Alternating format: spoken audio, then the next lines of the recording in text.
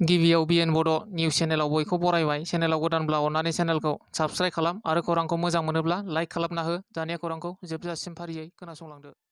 माइनावस्रि दैमारिनि जाफुंसारनायाव गोजोननायजों बरायदों उदालगुरि जिल्ला एबसु फानेरि दखरा एबसुआ। मख'नो गोनांदि उदालगुरि जिल्लानि माइनावस्रि दैमारिया सम जिउ मुंनि खन्थाइ बिजाबनि थाखाय लाइमोन साहित्य एकाडेमि बान्था 2023 मायथाइनि मोननो हादों। लाइमोन लिरगिरि महरै साहित्य एकाडेमि बान्था मोननो हानायाव जिल्ला नाङैनो गोजोननाय गोसारदों। बान्था मोननो हानाय माइनावस्रि दैमारिखौ बिथांनि नखर फानेरि कसुबिलाव थांनानै बरायहैदों।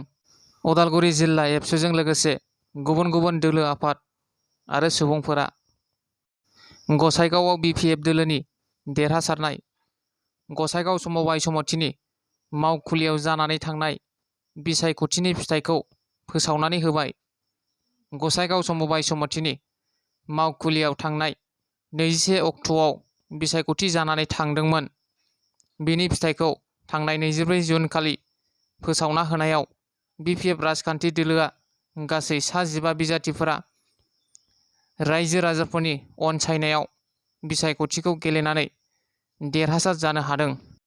धेमाजि जिल्लानि सिलाफोथार थानानि बेन्दोंआव थानाय दिमौ दिफानि 515 नं राजा लामानि साखाथियाव मैया फुंनि समाव सिनाय मोनै सुबुंनि गोथै देहा बोखांनो हानायखौ सिनायथिनो हानाय जाबाय।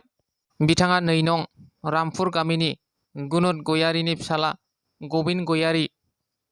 मिथिनो मोननाय बादिब्ला गामिनि रायजो राजाफोरा फोरमायनाय बादिब्ला बिथांजों जाय लोगोआ लोगो जायोमोन बिनो बुथारदों होननानै गामिनि रायजो राजाफोरा सन्देह खालामदों। दायो गामिनि रायजो राजाफोरा जाथायनि सायाव थार बिजिरनाय मोननांगौखौ हास्थायदों। रायजो राजाफोरा गोख्रों रावजों फोरमायबावदों दि मानसिखौ मोजांब्लाबो गाज्रिब्लाबो बेबायदि बुथारनाङा होननानै गोथै देहाखौ पस्टमर्टम खालामनानै न' फारसे लाबोनाय जाबाय।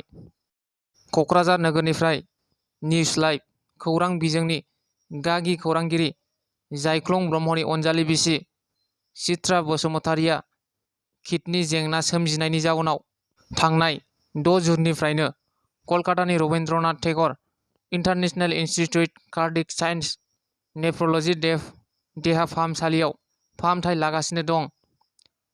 फाहामथाय लाबाय थानायावनो देहा फाहामगिरि डक्टर DS रयआ थाबैनो किडनि ट्रेन्सप्लान्ट खालामनो थाखाय बिथोन होदों।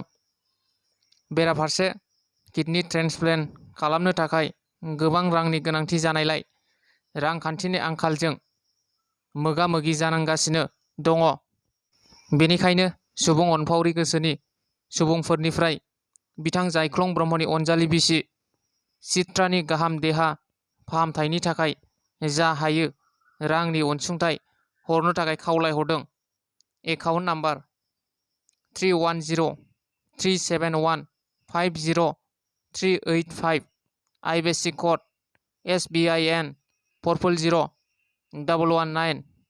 सोरबाफोर खौरां लानो थाखाय 9531071723 मबाइल नम्बराव फोनांजाब खालामनो हागोन। दिनैनि खौराङा बेखिनियानो। गोजोन्थों।